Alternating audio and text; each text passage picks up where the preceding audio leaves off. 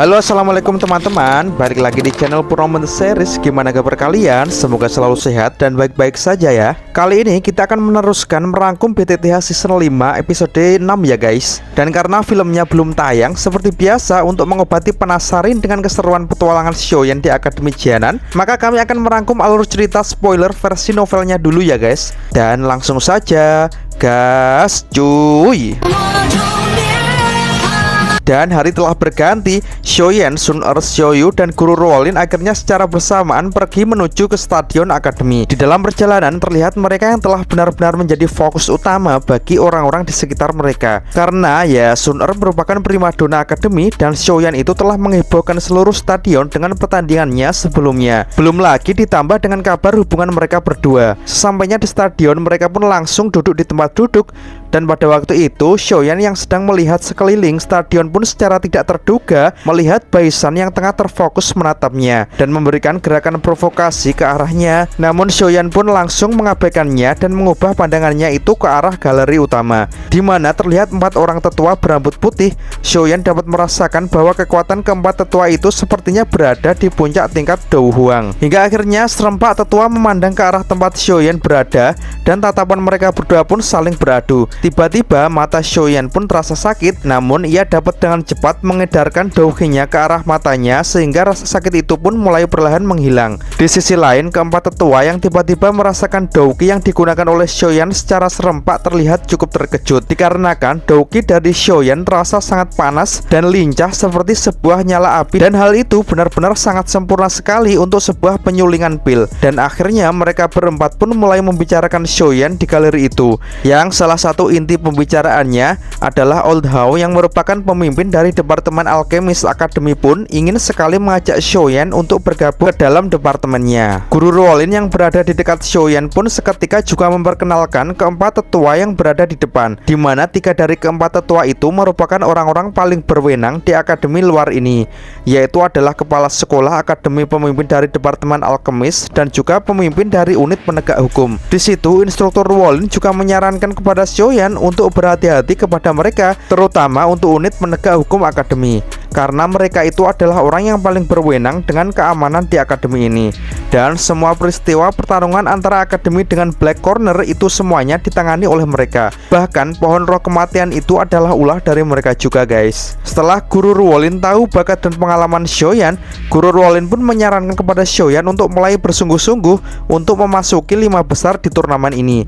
Namun mendengarkan hal itu, Shoyan pun langsung tiba-tiba bertanya tentang apa bedanya memasuki 5 besar dan hanya memasuki 50 besar saja. Seketika Sun-er yang berada di samping Shoyan menjawab bahwa bagi mereka yang berhasil meraih 5 besar, maka akan mendapatkan hadiah tambahan, yaitu boleh memasuki Book Collection Hall, yang merupakan tempat terlarang yang hanya akan dibuka dalam waktu terbatas setelah pelaksanaan kompetisi. Dan bagi yang memasukinya dipastikan akan mendapatkan manfaat yang besar. Oleh sebab itu, hampir semua peserta kompetisi sangat menginginkan hal ini, sehingga hal itu membuat Shoyan berubah pikiran dan ia bertekad untuk meraih 5 besar agar bisa memasukinya. Guru Ruolin di situ kemudian mengingatkan Shoyan bahwa untuk meraih 5 besar ada 5 orang yang harus diwaspadai dalam turnamen ini, yaitu Hujia yang merupakan cucu dari wakil kepala sekolah, Baisan, Wuha, seseorang dari unit penegak hukum akademi yang juga mempunyai posisi yang cukup tinggi di unit tersebut, Lumu, siswa top di Departemen Alkemis. Selain mahir dalam penyulingan pil, ia mempunyai douqi yang cukup kuat. Belum lagi ia adalah lawan Shoyan berikutnya. Shoyan pun langsung menanyakan tingkat kekuatan dari Lumu. Xiaoyu dengan mengerutkan bibirnya menjawab kalau Lumu itu hanya tingkat bintang 3 Dou Grandmaster dan masih dangkal, sehingga Shoyan tak perlu khawatir dengannya.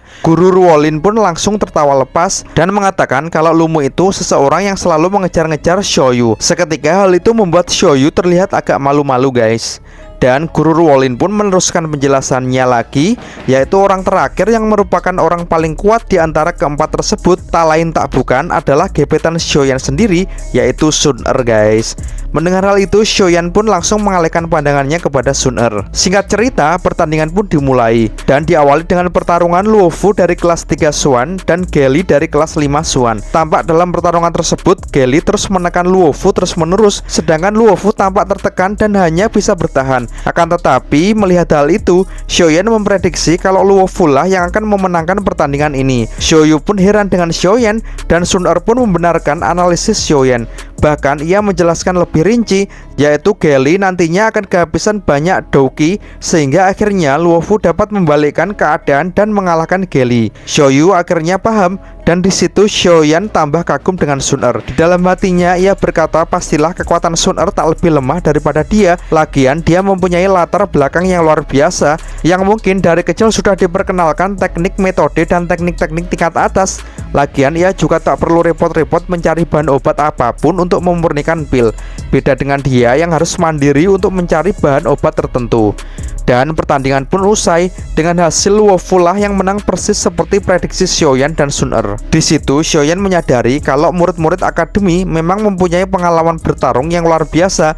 Andaikan selama 2 tahun ini ia tak dibimbing oleh Yalao, kemungkinan ia tak bisa mengimbangi mereka. Di situ Guru Ruolin menjelaskan kalau secara rutin siswa akademi akan dikirim ke kawasan Black Corner untuk pelatihan. Mereka ada yang berangkat sendiri dan ada yang berkelompok. Sedangkan Baisan dan Lumi adalah salah satu orang yang memilih untuk berangkat KKN ke Black Corner sendirian guys. Sehingga hal itu membuat Xiaoyan sedikit terkejut. Dan tibalah giliran Xiaoyan untuk bertanding.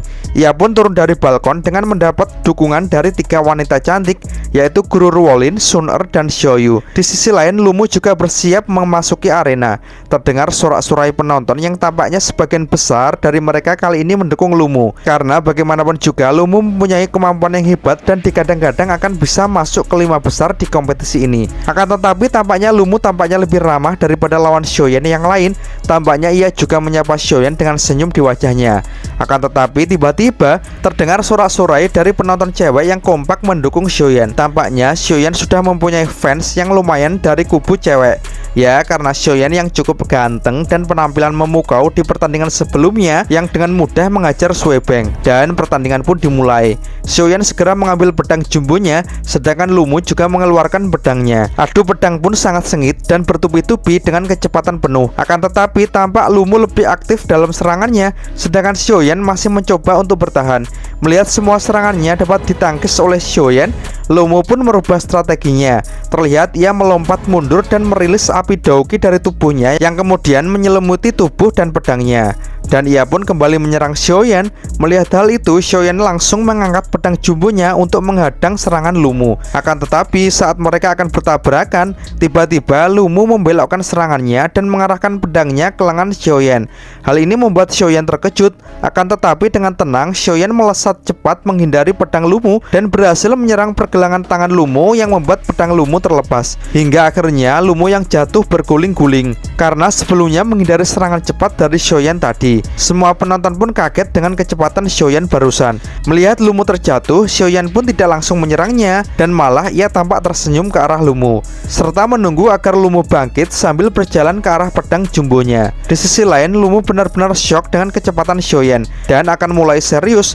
Dan dengan bangga ia mengatakan kepada Xiaoyan kalau ia adalah seorang alkemis, sehingga yang ia kuasai bukanlah penguasaan Douki, akan tetapi bermain api. Seketika ia pun mengeluarkan api berwarna biru dari kedua tangannya. Xiaoyan agak terkejut melihat hal itu, akan tetapi ia tak terlihat takut sama sekali. Xiaoyan cuma salfok atas kata-kata Lumu yang bermain api tadi. Bisa-bisanya Lumu berkata seperti itu, padahal dengan kemampuan Xiaoyan saat ini, bahkan alkemis tingkat 4 saja tidak akan berani mengatakan itu di depannya. Terlihat Xiaoyan kemudian mengeluarkan daun dari cincin penyimpanannya dan lanjut memakannya. Seketika ia memuntahkan api berwarna ungu ke arah tangannya. Semuanya pun terkejut melihat Xiaoyan barusan, termasuk Lumu. Dan Xiaoyan pun berkata, "Maafkan aku senior, yang aku kuasai bukanlah Douki, akan tetapi juga bermain api."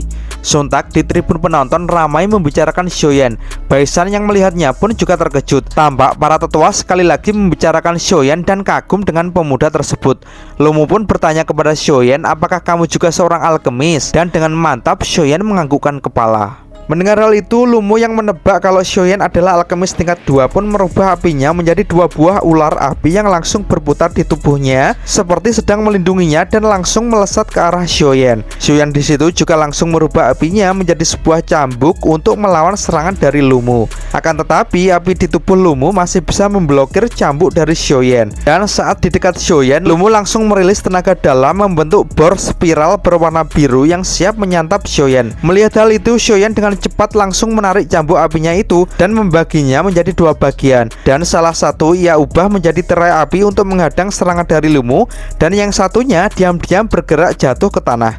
Dan boom, ledakan pun terjadi guys. Tampak Lumu kemudian memperhatikan hasil dari serangannya tadi. Dan setelah semua asap hilang, ia pun kaget ketika melihat di situ Xiaoyan menghilang.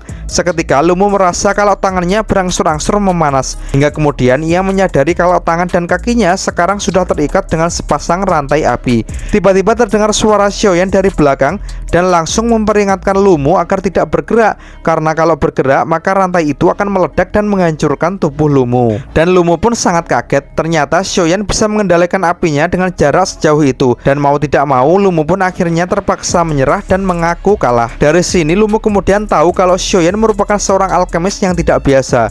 Dan tampak para penonton kaget sekaligus kebingungan dengan apa yang terjadi ketika ledakan tadi hingga berakhir seperti ini. Karena memang orang yang tak berkemampuan tinggi pasti tak melihat ketika Xiaoyan diam-diam melepaskan salah satu apinya, yang ternyata itu adalah untuk menjebak Lumu seperti saat ini. Dan setelah pengumuman kemenangan Xiaoyan, para penonton pun langsung bersorak-sorai dan sebagian besar dari mereka mulai menyadari kenapa Sun Er benar-benar menantikan pemuda tersebut.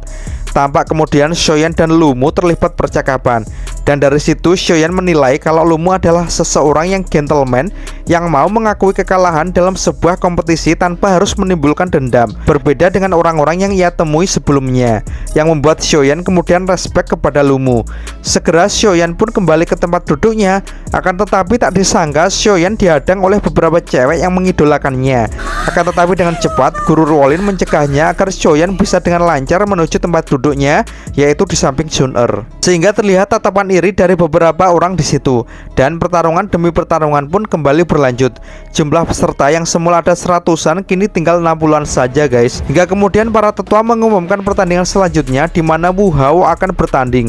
Melihat hal itu, Guru Ruolin kemudian menjelaskan kepada Xiaoyan bahwa itulah Wu Hao yang ia sebut yang diprediksi berada di 5 besar, serta salah satu orang yang pernah mengatakan rasa cinta dan sukanya kepada Sun Er bahkan di depan umum. Xiaoyan kemudian hanya bisa pusing menggelengkan kepalanya.